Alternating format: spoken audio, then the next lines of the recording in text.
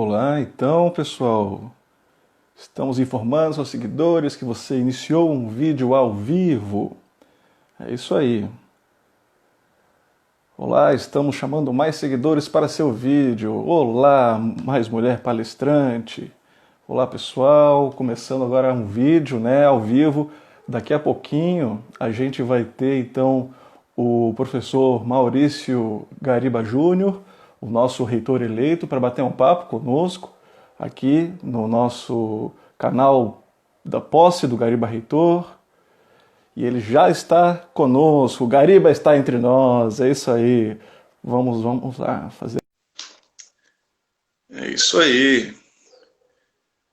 Vamos conversar com o Gariba sobre os caminhos aí para nossa posse. Ó, o Gariba ali está sorridente. É isso aí, traz boas notícias com certeza ao nosso reitor eleito, não é isso, Gariba? Boa noite. Boa noite, Daniel, e boa noite a quem nos acompanha nessa live. É isso aí, o Gariba, com seu cenário padrão, quem acompanha o Gariba nas redes sociais, aí nas entrevistas, nos jornais, na televisão, sabe que o Gariba está ali a postos, pronto para mais uma entrevista, hoje ao vivo, Gariba, e sempre atendendo, e não são poucas vezes que você está vindo a público conversar sobre esse tema, da sua posse, que ainda não saiu, isso, Gariba? É verdade. Nós estamos aí há mais de 140 dias, sob intervenção no Instituto Federal de Santa Catarina, e estamos sempre buscando a correção que seria a posse da nossa equipe eleita em 2019. É isso aí, se não me falha o cálculo, são quase 150 dias em que nós deveríamos ter tido a posse da sua equipe, que foi eleita ali no final de 2019, eleição em 2 turnos, tudo certinho, passou pelo crivo da comunidade, passou pelo crivo do Conselho Superior do IFSC, e Verdade. até agora, quase 150 dias depois, a gente já... Quase 150 dias depois e 2 interventores depois, a gente está aí aguardando o dia que muitos de nós, que inclusive estão assistindo, desejam, muitos de nós aí, que eu digo estudantes e servidores que votaram em você e deram um voto de confiança, manifestaram sua vontade de ter aí uma mudança para melhor aí na nosso estilo de gestão dentro do Instituto Federal de Santa Catarina. É verdade, Daniel. O desrespeito ao processo democrático, não só, claro, em nossa instituição, nós temos aí outras instituições, outras universidades, o próprio Instituto Federal do Rio Grande do Norte, o Cefet do Rio de Janeiro, que tiveram as gestões eleitas pela comunidade e não foi respeitado exatamente esse processo. Então, é contra esse tipo de ação, ou a favor da democracia, que nós estamos nessa luta. É isso aí. E hoje, assim, para a gente, antes de entrar aí nos caminhos que vão nos tirar desse buraco, vamos dizer assim, que vão nos levar aí, que podem nos levar aí a uma luz no fim desse túnel, Gariba, vamos relembrar basicamente, assim, com bastante brevidade, o que aconteceu, como é que chegamos até aqui, nesse momento, lá em abril, você vai me corrigindo, caso dê alguma falha aí na minha história, mas lá em abril, você, que era para ter começado a gestão da chapa encabeçada por você, 20 e 21 de abril, tivemos aí a notícia de que teríamos uma intervenção no MEC, por meio da indicação de um professor que não foi eleito pela comunidade, com o argumento de que você, no caso, estava respondendo a um processo administrativo disciplinar e que isso era argumento suficiente para dizer assim, olha, o Gariba ele não tem reputação ilibada, então por isso ele não pode assumir a reitoria. Mas, na verdade, a gente está falando de um processo administrativo disciplinar que já em si já é muito estranho, porque ele trata aí da instalação e manutenção de catracas eletrônicas no campus Florianópolis, mas numa época em que você, inclusive, não foi o responsável pela compra, dessas catracas e um processo administrativo que surge lá na Controladoria Geral da União a partir de uma sindicância que aconteceu 8 anos depois da compra dessas catracas. É isso? É bem isso aí, Daniel. Eu faço um destaque que nós recebemos, olha só, nós recebemos essa informação externa, não foi nem da reitoria, de que no dia 30 de março o secretário da CETEC encaminhou um documento, um ofício à então reitora, perguntando se nós tínhamos um processo, né?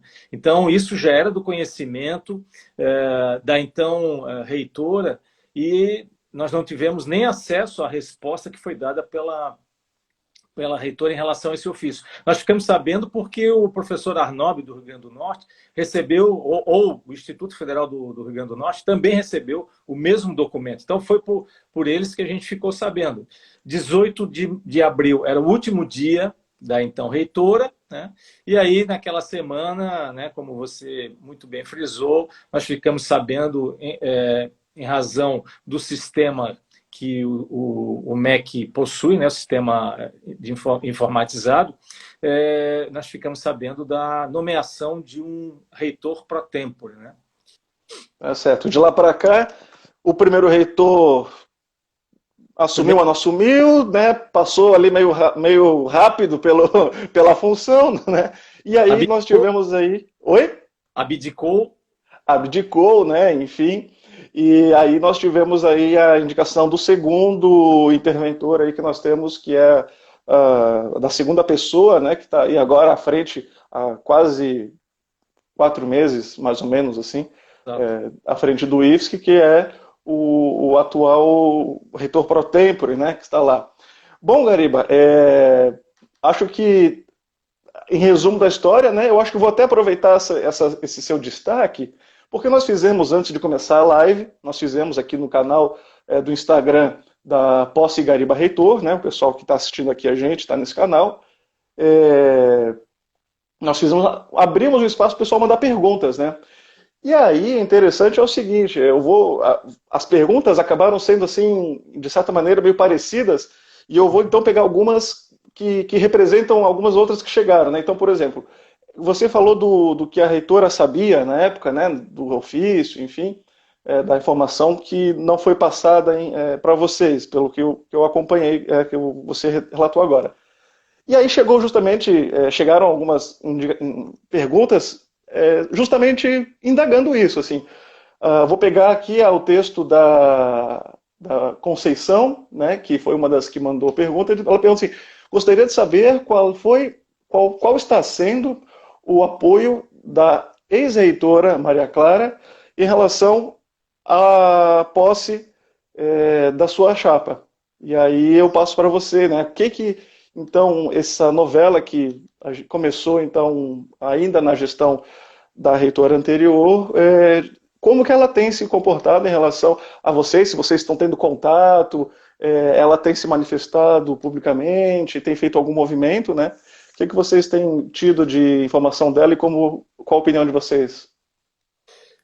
Daniel, infelizmente, até nessa época ali, entre 30 de março e 18 de abril, o movimento estudantil ele fez uma reunião comigo, com a Andréia, né, nossa diretora executiva eleita, com a própria Maria Clara e a Silvana, que é, né, na época, diretora executiva da professora Maria Clara. A professora Maria Clara não participou dessa reunião, porque estava, me parece, num dos fóruns ali, dos colegiados, não sei se CODIR ou CONSUP, mas acho que era CODIR, e a professora Silvana participou, então, representando a gestão. E naquela oportunidade, o movimento estudantil sugeriu um encaminhamento de eu e a professora Maria Clara entrarmos em contato com o secretário da CETEC, professor Ariosto, com o objetivo de esclarecer, de ver o que estava acontecendo. Bom, eu entrei em contato com a professora Maria Clara, já que ela não participou da reunião, e ela, por WhatsApp, me disse que não, que ela iria entrar em contato com o professor Ariosto, sozinha, e que não, e depois me daria o retorno. Então, nós, né, nesse momento aí, nós sentimos que, né, algo muito mais grave estava acontecendo, ela não deu essa oportunidade e depois disso, né, depois que saiu da gestão, não teve nenhum movimento no sentido de garantir o resultado do processo eleitoral, do processo democrático na instituição, de forma alguma. Você sabe que nós participamos de um processo eletivo em 2015, né? 2015? Não. Né? Eu tô ruim de... 2015. Que participou, claro, a professora Maria Clara, o professor Jesué. Não houve, naquela oportunidade, segundo turno. Nós ficamos em segundo, né, com 30% dos votos, a professora Maria Clara com 33%. Mas, mesmo assim, eu, o professor Jesué, que depois, mais tarde, veio se juntar no nosso processo, engrossando, né, a fileira da nossa candidatura, nós questionamos o resultado. Né? Aquela ali era a regra. Né? Então, nós não tivemos nenhum movimento para que isso, né, sei lá, não fosse aceito ou coisa parecida. Respeitamos. Então, desde aquela época, né, me parece que a professora Maria Clara, né, não estava satisfeita com a nossa possibilidade de participar novamente do processo eleitoral. Tanto é que houve uma denúncia anônima com relação às catracas, né? Ela instaurou uma comissão de sindicância e nós nem fomos ouvidos. Aliás, minto. Recebemos um e-mail da presidente da comissão de sindicância perguntando se nós tínhamos documentos relacionados à instalação, manutenção dessas catracas. Como são documentos institucionais, eu disse, olha, não tem nenhum documento. Né? E o resultado da comissão de sindicância, nós nem ficamos sabendo. Né? Não ficamos. Né? Tanto é que eu pensei que tinha sido arquivado. Para nossa surpresa, né, então, reitora pegou o resultado da comissão de sindicância no final ali de 2018 e encaminhou pela primeira vez na história do Instituto Federal de Santa Catarina a CGU, a Controladoria Geral da União. Então, perceba que, né, ela não estava defendendo o processo democrático, ao contrário, ela queria mesmo que nós não pudéssemos, naquela época, fazer a inscrição para sermos candidatos e também, né, claro, se vencêssemos, também não, né, faria de tudo para a gente não assumir. Isso está muito claro para mim, porque nós só tivemos acesso a todo o processo. Todas essas informações que eu estou te passando estão no processo que nós recebemos no início desse ano da CGU. Uhum. Bom, essa aí a Maria Clara, lembrando que ela participou de 2 eleições, né? As 2 vezes que ela participou, ela foi eleita como reitora, enfim, escolhida pela comunidade, né? E exerceu democraticamente aí o seu mandato durante 4 anos mais 4 anos, né? Então, primeira vez candidato, né? Ela concorreu como candidata única e depois, né, com a participação minha e do professor Jesus. Exatamente. Bom, essa foi uma das perguntas que chegou até nós e aí agora vamos entrar propriamente nos caminhos, né, da saída desse túnel, né, que vamos que a gente espera chegar o quanto antes. Lembrando então que na semana passada, né, Gariba, até houve uma movimentação institucional a respeito de um julgamento que ocorreu no TRF4, Tribunal Regional Federal da 4ª Região, em Porto Alegre, em que foi julgado, então, em segunda instância, um pedido, vamos dizer assim, para simplificar, um pedido de antecipação da sua posse antes mesmo da análise do mérito da ação judicial, porque existe uma ação, você me corrija se eu me equivocar, existe uma ação que você está, então, solicitando, dizendo que você tem condições, né, claro, de assumir, né, que o PAD não é motivo para impedir a sua posse. Porém, antes mesmo de julgar essa ação, existe a possibilidade de que, de maneira liminar, você e a sua equipe sejam empossados. Ou seja, antes de ouvir testemunhas, produção de provas, tudo isso envolvendo a ação original, vamos dizer assim, é possível pedir a antecipação. E aí o que houve em Porto Alegre, na semana passada, no dia 8, foi que o tribunal ele negou em segunda instância esse pedido de antecipação, é isso? Isso.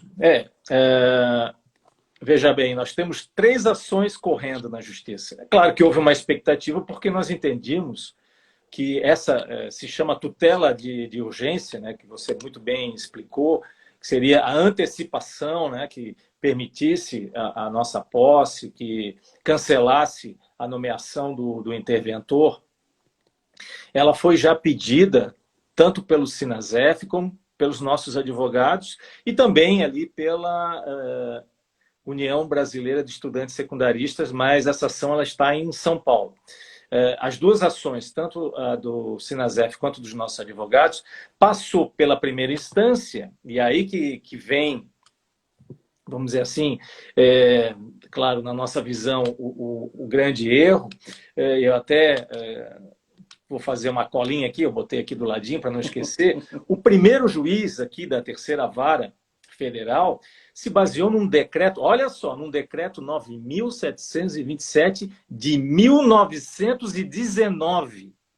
Ou seja, esse decreto ele está em desuso, mas ele se justificou em não nos dar a tutela de urgência, baseado, né, na análise de que o presidente tem o poder de indicar quem ele quiser. Ou seja, o nosso decreto, e aí, né, você sabe que é bem diferente das universidades, o decreto que define a eleição dos institutos federais, no seu artigo 1º, diz o seguinte, né, os institutos federais de educação, ciência e tecnologia, criados pela Lei 11.892, de 29 de dezembro de 2008, serão dirigidos por um reitor nomeado pelo presidente da República a partir da indicação feita pela comunidade escolar, de acordo com o disposto neste decreto. O que significa? Que, na primeira instância, não se respeitou esse artigo 1º. E foi para a segunda instância, no TRF4, e consolidou essa tese feita aqui na primeira instância, ou seja, é o presidente que tem poder pleno de indicar quem ele quiser. Isso, Daniel, na nossa análise da equipe eleita, essa tese jurídica, ela é um risco não só para o Instituto Federal de Santa Catarina, mas para qualquer instituto federal que tenha eleições a partir de então. Por quê? Já que é o presidente, ele escolhe quem ele quiser. Ele pode escolher até alguém que nem participou do processo eleitoral. Então, não está se respeitando o processo legítimo que foi feito aqui dentro do Instituto Federal de Santa Catarina. Não se está respeitando e a gente fica chateado, né, quando lê o acórdão e lê esse tipo de análise pela ação jurídica. Então, isso é muito preocupante, né, porque não está se respeitando o processo eleitoral. E foi assim na primeira instância e foi consolidado na segunda instância essa tutela de urgência. Paralelo a isso, e aí a gente quer esclarecer, corre, né, o mérito da ação, que é a presunção de inocência. A Comissão de Direitos Humanos da OAB, ela fez um parecer em agosto, né, nós conversamos com a comissão. Esse parecer ele é muito importante para a defesa da nossa nomeação. Ali ele coloca alguns pontos em que né, não está se respeitando quando você né, parte para esse tipo de análise aí da tutela de urgência. Porque a tutela de urgência, né, ela foi feita quando ainda existia a medida provisória 914 que nomeou o interventor. A 914 ela não estabelece as regras da nossa eleição. Ela caducou, não existe mais, mas mesmo assim o interventor foi nomeado pela 914. Então tudo isso foi desrespeitado, né? Isso e um parênteses, né? Porque essa medida provisória ela surgiu depois da eleição, sim, né? Sim. E já foi embora, caducou e continua o estrago feito, né? Exato. Então, só para encerrar, para a gente poder até continuar no debate, a Comissão de Direitos Humanos ela coloca alguns pontos que não foram respeitados. Quais são? Presunção de inocência. Isso está na Constituição, artigo 5º da Constituição. Todo mundo é inocente até que se prove o contrário. Até o momento não foi provado, o processo administrativo não chegou ao seu final, não foi provado ou não chegou numa análise que nos condene. Possibilidade do contraditório e ampla defesa. Isso não nos foi garantido até hoje. Né?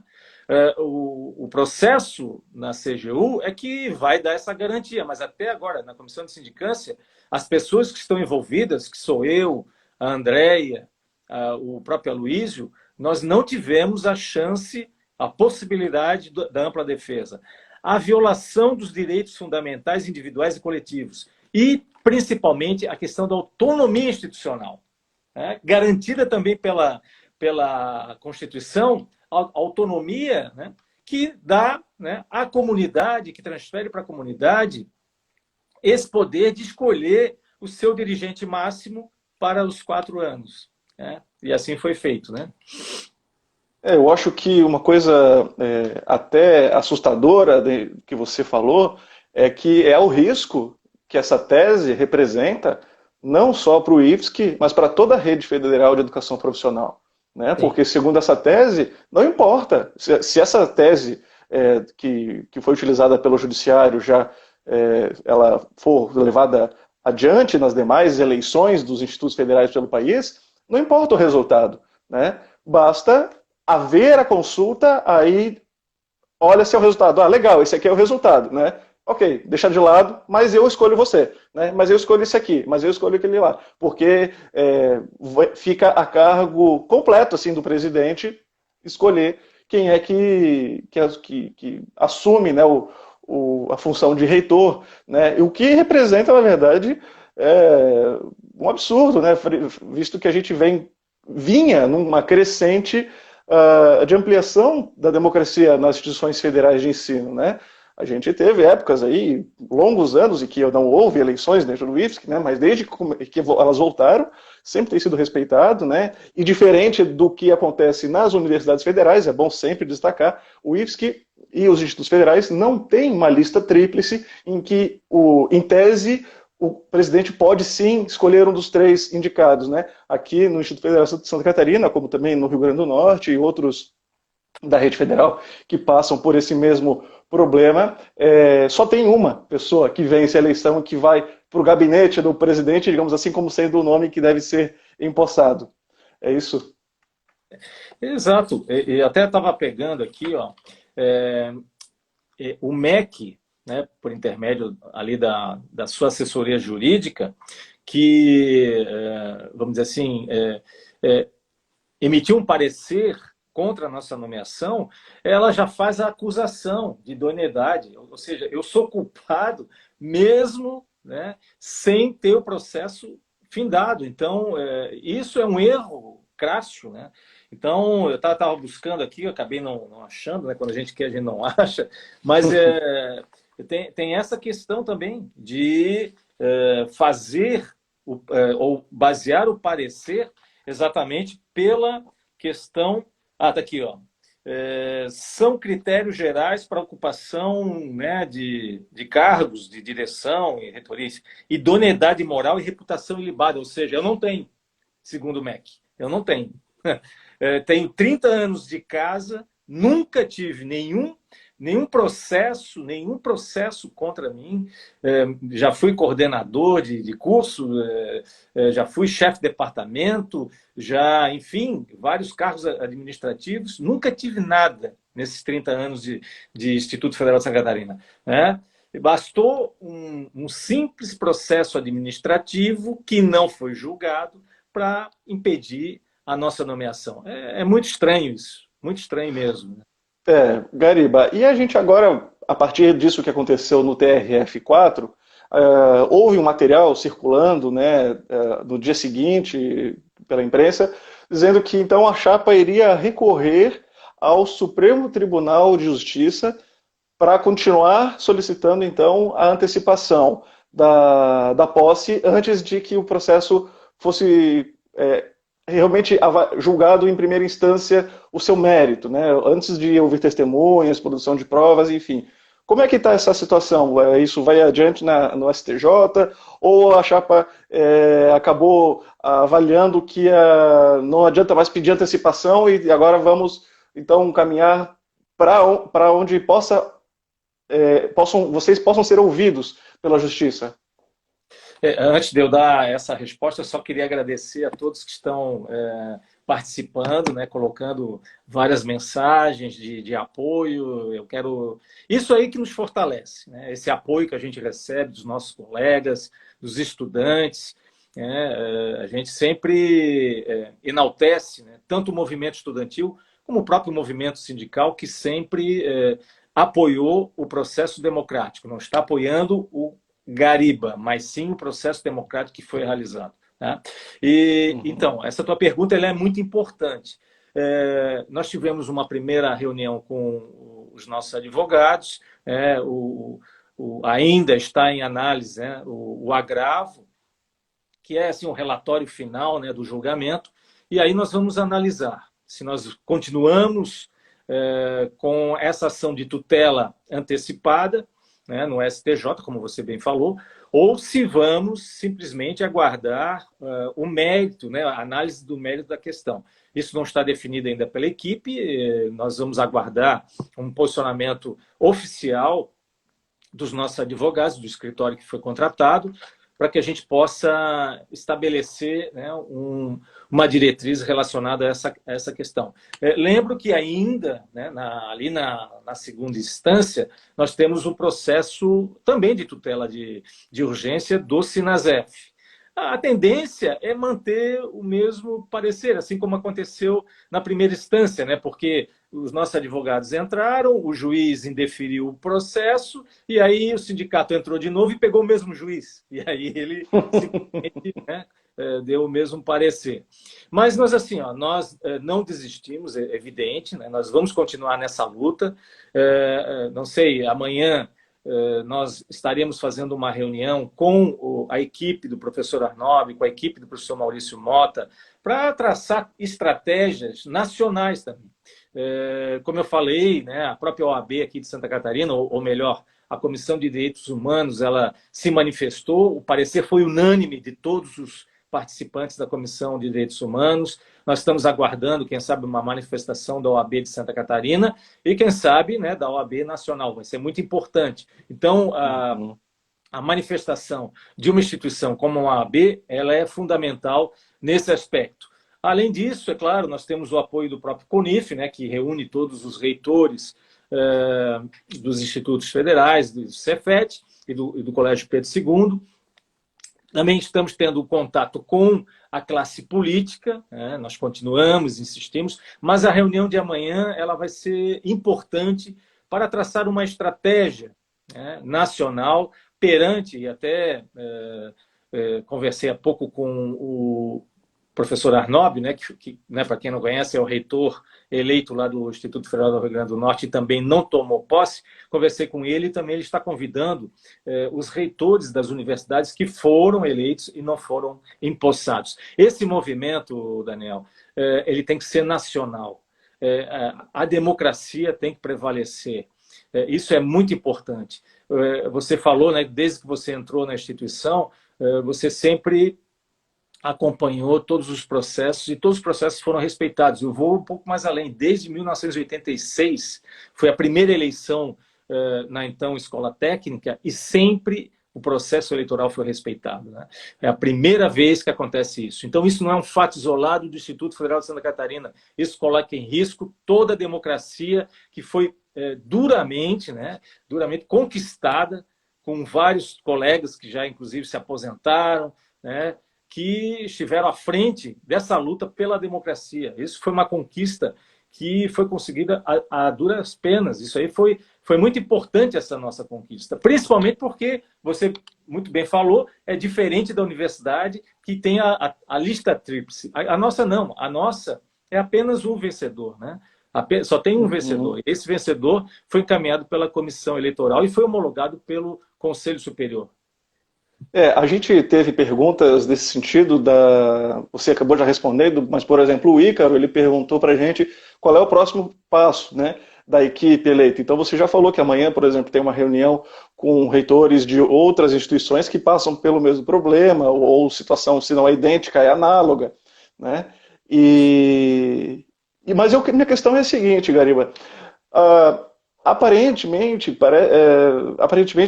o judiciário acaba sendo onde a gente recorre quando tem esse tipo de problema.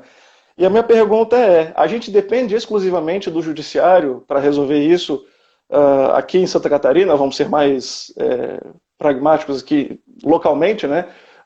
Se não for a ação na justiça, né, e digamos que venha a haver uma ação na justiça em termos nacional, envolvendo outras instituições, outros retores, só o judiciário que vai, vamos colocar entre aspas, tirar a gente dessa? Não só o judiciário. Deixa eu pegar aqui a medida provisória. É muito número, Daniel. A medida provisória 928, ela suspendeu, em razão da pandemia, todos os trabalhos da CGU no início do ano. E ela caducou. Então, a CGU ela retomou o processo administrativo e chegou, né, terminou a oitiva de todas as testemunhas. Então, todas as testemunhas, quer da acusação, quer da defesa, foram ouvidas. Então, agora a gente aguarda um desfecho, né, desse processo. Eu não sei, me parece que não é uma questão obrigatória ouvir as pessoas que estão sendo indiciadas, né? Então, nós estamos aguardando, né? Mas a oitiva de todas as testemunhas foi feita. Então, agora, ou se encerra, né, o processo, acredito eu, e se encerrando e, sei lá, tendo um parecer a nosso favor, nós acreditamos que esse problema da nomeação está solucionado. Porque eu e o professor Jesué fizemos uma reunião pela primeira vez com um representante da CETEC, que é o diretor da rede, né, que é o professor Kedson. Ele nos recebeu, conversamos, tiramos algumas dúvidas e nós perguntamos, né, eu fiz a pergunta, se além desse processo administrativo teria alguma outra denúncia relacionada ao meu nome para que impedisse, no caso, né, a nossa nomeação. Ele disse não, só existe esse processo. Então, nós esperamos, sinceramente, e a gente acredita nisso, que se findar o processo administrativo e comprovar a nossa inocência, a inocência minha, da Andréia e do Aloísio, é isso que nós esperamos, porque nós entendemos e a gente já discutiu muito também contratamos advogados, a gente discutiu muito com os nossos advogados, com outros advogados também. Temos materialidade suficiente para né, tirar essa acusação, né? A comissão... Bom, enfim. Então, a gente entende que isso seria o único obstáculo que impede a nossa nomeação, né? Claro que, além disso, existe a própria pressão política, né? Nós encaminhamos para todos os deputados federais, todos, não só de Santa Catarina, todos os deputados federais, todos os senadores, o relato dessa situação. Porque, como você bem disse, essa situação ela não atinge apenas o Instituto Federal de Santa Catarina, ela atinge o processo democrático dessas instituições. E isso é um ataque contra a democracia, né? Então, a gente também tem feito várias conversas no âmbito político, né? Você sabe que não é fácil. Sim. É fácil. Não é fácil, mas não podemos esmorecer, né? Não é fácil, Gariba, né? até deixa eu te fazer uma pergunta, porque acho que foi o Mozart que trouxe o assunto sobre o PAD aqui no chat, que eu peguei, porque as falas vão subindo aqui, né? Não consigo acompanhar todas.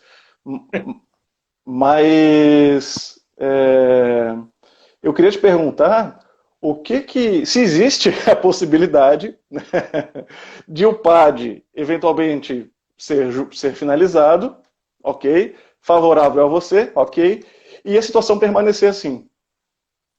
Olha, a gente espera que não. A gente espera que não. Porque se for assim, não é só o processo administrativo que está impedindo a nossa nomeação. Existe algum outro motivo, né, que eu não entendo qual é, sinceramente não entendo qual é, porque a nossa luta é pela instituição, nós sempre lutamos pelo melhor da instituição, não temos vinculação política com nenhum partido, né? Muitas pessoas perguntam, mas você vinculado a algum partido. Não, na nossa equipe não existe vinculação partidária nenhuma. A nossa única intenção é poder estar à frente da gestão para colocar em prática o plano de gestão que foi eleito em 2019. Esse plano que deveria estar sendo executado nesse momento, e não a continuidade do processo iniciado pela professora Maria Clara. Eu falo continuação, por quê? Porque a gente sabe que o interventor participou da gestão da professora Maria Clara, participou da eleição, perdeu, mas continua com a mesma cartilha da professora Maria Clara. O centralismo, né? O autoritarismo, né? Que a gente vê em algumas ações, né? Tanto é a repercussão aí não vou entrar em detalhes, evidente, mas a repercussão da Instrução Normativa 20, né? Ela foi nacional, né? Foi nacional. Então, a gente se preocupa com a instituição e não estamos vivendo um processo normal, né? Não existe uma normalidade relacionada a isso. Não, o Felipe tem razão, e nem se tivesse partido, ser filiado não é crime. Mas hoje em dia, é isso aí. Hoje em dia, infelizmente, pela situação que o país vive, né, se você fala qualquer coisa, não, você é de tal partido, você é comunista, né? Você é comunista, você é isso, você é aquilo. Então, se coloca justificativa desse tipo para não nomear. Eu concordo, Felipe, você tem toda a razão. Não é porque se eu tivesse uma filiação, seria um motivo para não assumir. Mas até isso estão usando como justificativa, né? Até isso. Gariba, eu vou fazer uma extrapolação a partir da pergunta aquela que eu te fiz sobre o apoio que a então reitora, se ela estava fazendo, tinha se manifestado apoiando ou não a sua posse, como é que ela estava apoiando ou não isso. Eu vou te perguntar da atual reitoria, né? Porque, como ex-membro do Conselho Superior que sou, né, após 4 anos aí, agora a gente teve uma renovação, uma feliz renovação aí da equipe, mas a gente teve ali no Conselho Superior, né, eu ouvi, durante uma das reuniões presididas pela atual gestão, né, que ele se colocava lá no sentido de dar condições para que o IFSC continuasse funcionando, mas que ele apoiava integralmente, talvez não tenha usado a palavra integralmente, mas que ele apoiava, sim, a sua posse como reitor eleito. Bom, e eu vou lhe perguntar, como que então a atual reitoria tem apoiado, se tem apoiado, o que tem feito, quais são as notícias que você tem nesse sentido?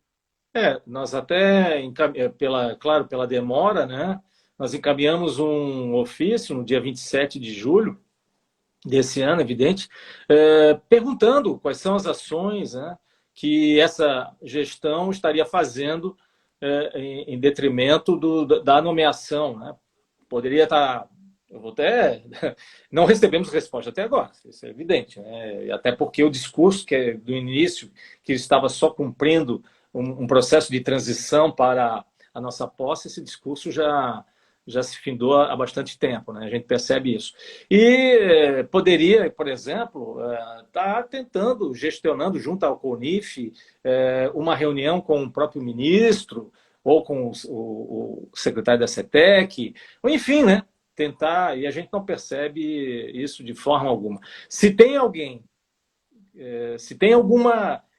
instituição, né, dentro do ISC, eu posso chamar assim, que tem nos apoiado no sentido de apoio à democracia e não ao Gariba, volto a repetir, é o Conselho Superior, né? O Conselho Superior, ele insistiu que o processo de transição ele continuasse, né? A gente sabe que o interventor, logo em seguida, publicou uma portaria suspendendo o processo de transição. O Conselho Superior permitiu que a equipe eleita participasse dos conselhos e colegiados, né? O CEP, CONSUP, CODIR, CDP, CGAE, né, da assistência estudantil, enfim, graças ao CONSUP, né? Então, o CONSUP, e você fazia parte, evidente, né, sempre foi pelo processo democrático. E isso aí a gente tem que agradecer, porque graças ao Consup que a gente está podendo, inclusive, né, participar dessas reuniões. Agora, resposta por parte da gestão que aí está, no sentido de quais são as ações para a nossa nomeação, né? Nós estamos, já passou um mês e quase 2 meses, e nós não obtivemos resposta desse ofício, né? Agora, Faz 2 meses, então, que vocês pediram uma resposta e até agora não houve nenhum retorno, né? não, Lembrando só que, além, claro, do próprio, vamos considerar assim, uma instância dentro do IFSC, o Conselho Superior, também, né, tem sido recorrentes os apoios do movimento estudantil e do sindicato dos servidores, né? não, o movimento estudantil e o movimento sindical claro, e também os nossos colegas, porque também nós estamos sendo convidados a participar de reuniões nos campos, né, os diretores nos convidam para explicar um pouco, né, o que está acontecendo, é importante esses momentos. Então, a gente percebe que muita coisa, né, é de desconhecimento da maioria, né? Então, a gente tenta esclarecer, até porque, né, a gente está passando por esse processo, né? Agora, Você, pode falar, desculpe. não, e isso tem sido muito importante, né? A sensibilidade do Sinasef, né? Do nosso Sinasef, do Conselho de Entidades de Base, né? Do próprio RES, e também dos grêmios e CAs, né? Da maioria dos grêmios e CAs, isso tem sido importante para que a gente possa, né, mostrar o que está acontecendo no Instituto Federal de Santa Catarina. E me chamou a atenção que você falou da importância de sensibilizar servidores e estudantes, que as reuniões que você tem participado a convite dos diretores gerais têm sido importante para isso, e aí eu lembrei de um fato que eu quero te perguntar se isso continua. Você continua proibido de enviar e-mails para os servidores como Sim, reitor? sim. Também fomos proibidos de encaminhar, né? A gente estava semanalmente encaminhando, né, e-mails, né, que explicavam um pouco da situação, o que nós estávamos fazendo, com quem que a gente estava conversando, né, os contatos e tal. Nós também fomos proibidos de encaminhar esse comunicado aos nossos colegas. Então, essas reuniões aí que foram feitas até agora com a grande maioria dos campos, isso, né, dá chance de a gente poder conversar e tirar essas dúvidas, né? É verdade. Bom, acho que a gente vai caminhando assim para o encerramento da nossa conversa, né, que tem sido ótima desde que a gente conseguiu aqui entrar no ar. Mas em termos assim resumidos que a gente falou até agora, que eu consegui captar de possibilidades de luz no fim desse túnel, né, então são questões judiciais, e aí temos as questões judiciais envolvendo não só a sua ação, que ainda está em primeira instância, que não foi julgada, mas também ação envolvendo, movida pelo Sinasef, e na ação movida pela UBS, a União Brasileira de Estudantes Secundaristas. Todas essas ainda em, digamos, análise, né? Temos também uma possível iniciativa nacional com reitores de outras instituições, que isso está sendo discutido a partir de amanhã, nessa reunião que vocês vão participar. Temos também o PAD, o tal PAD, né, que, digamos assim, está na origem deste problema, né, origem objetiva, né, já que podemos considerar várias coisas como origem desse problema, né, então que está em análise na Controladoria Geral da União, mas que já terminou as oitivas, então vocês aguardam o desfecho desse PAD, muito provavelmente favorável a vocês, e que deixaria então de ser o entrave, que é o argumento do Ministério da Educação, o entrave para que você não tenha assumido ainda. Então temos o PAD e temos as pressões políticas, é isso? É isso mesmo. Até, o Daniel, eu sei que a gente está chegando ao final, mas o Ícaro ele faz uma pergunta muito interessante, né? Você acha que se não fosse esse contexto de pandemia, a equipe eleita já teria assumido? Eu acredito que a pressão dos nossos colegas estudantes seria muito maior, evidente, né? Hoje a gente está em isolamento, social, mas mesmo assim nós participamos de alguns eventos, como nós tivemos aí 2 buzinaços, claro, todo mundo com máscara e tal, que tivemos uma participação efetiva, né, dos nossos colegas, de criticar, né, a situação de não nomeação, enfim, é evidente, se nós não estivéssemos passando por esse processo de pandemia, eu acredito que a pressão dos estudantes e dos nossos colegas seria muito maior, né, muito maior mesmo.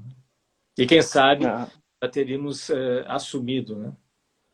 É verdade. E mesmo em contexto de pandemia, vale lembrar que lá no início desse processo, o movimento estudantil, ele foi, vou dizer assim, foi às ruas, mas foi às ruas colocar faixas, né? Então, Isso. houve aquele movimento em todos os campos, se não me engano, que amanheceram com faixas de apoio à sua posse e de, vamos dizer assim, repúdio, né, à situação de intervenção, né, imposta aí pelo Ministério da Educação. Bem lembrado, isso aí. Gariba, eu vou te então pedir uma mensagem, né, para a gente terminar isso, já, após essa conversa aí, vimos que existem várias alternativas, cada uma caminha a seu tempo, né, claro, as pressões políticas, as pressões no judiciário, as questões de movimentação administrativa, tudo caminha a seu tempo, mas eu gostaria de pedir a você então uma mensagem aí para a gente poder encerrar a nossa conversa, e depois dessa mensagem, daí eu encerro aqui, e aí eu dou uns canais aí para o pessoal continuar acompanhando as novidades na medida que elas surjam. Muito bom. Não, eu acho que foi um espaço que deu chance de a gente explicar, principalmente, essa última decisão do TRF4. É claro que a gente nós tínhamos uma esperança que o TRF4 sensibilizasse com relação à situação que nós estamos passando, né? Mas, evidente, foi uma decisão tomada, a gente respeita, evidente, mas não é o fim do túnel, né? Não é o fim da caminhada, né? Nós temos outras possibilidades, a gente continua na luta, não vamos, de forma alguma, perder as esperanças, ao contrário, nós temos aí possibilidades, que você muito bem falou, né? A questão jurídica, a questão administrativa, a questão política, que continuamos, né, insistindo e vamos continuar lutando nessas áreas. Eu quero agradecer a participação das pessoas, né? Nós tivemos aí... Bom, nós vimos falar só 20 minutos, né? Já estamos falando quase 1 hora. Isso mostra que, né, as pessoas querem saber, estão ansiosas por saber, e nós temos certeza que isso tudo vai passar e nós estaremos à frente da gestão o mais rápido possível. A gente precisa voltar à normalidade, né? O Instituto Federal de Santa Catarina não está passando por um processo normal. Não é só pela questão da pandemia, mas principalmente pela intervenção.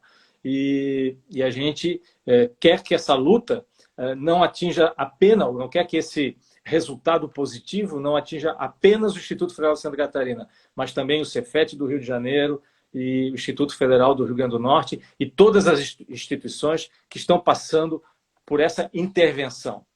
Então, a gente sempre lutou pela democracia e não seria diferente nesse momento. Mesmo que nós tivéssemos aí como vencedores, né, por exemplo, a professora Consuelo ou mesmo o professor Vezani. A gente estaria lutando para que eles pudessem estar à frente da instituição. Isso aí, a defesa da democracia, ela tem que ser anterior à defesa de algo pessoal, da pessoalidade, do interesse próprio, né? Então, como eu acho muito importante esse seu destaque, porque isso coloca, as pessoas têm que observar que não é o Gariba que está sendo atacado, apesar de você ser a pessoa física que está envolvida no processo, né, de retirada, de não poder ser o reitor empossado, mas a democracia, a instituição democrática, ela que está sendo atacada. Gariba, eu agradeço o seu tempo, né, o seu tempo é corrido, sei que você tem compromissos aí de aula, de projetos, tem que falar com a imprensa, tem que falar aqui com os canais que acompanham a sua corrida pela posse, né? Porque essa busca pela posse, né? Agradeço a você, agradeço a todos que participaram aí ao longo da live, perguntando, mandando perguntas, vários comentários foram aparecendo ali, a gente não conseguiu ler todos, viu alguns ali, o Gariba puxou uns, eu puxei outro, né? Agradecer quem participou desde antes da live, falando ali, já mandando perguntas. Oi? Muitos elogios ao Daniel. É o Gariba, né? Essa dupla, né, que está aqui hoje ocupando o celular de quem está assistindo, né? E deixar então os canais para o pessoal que quer acompanhar as novidades, né? A gente tem esse canal do Instagram mesmo, né? Mas nós estamos também no Twitter e no Face, certo? Então ali no Twitter é o @garibaposse, tá bom? E no Face nós temos ali o Gariba Reitor, a página.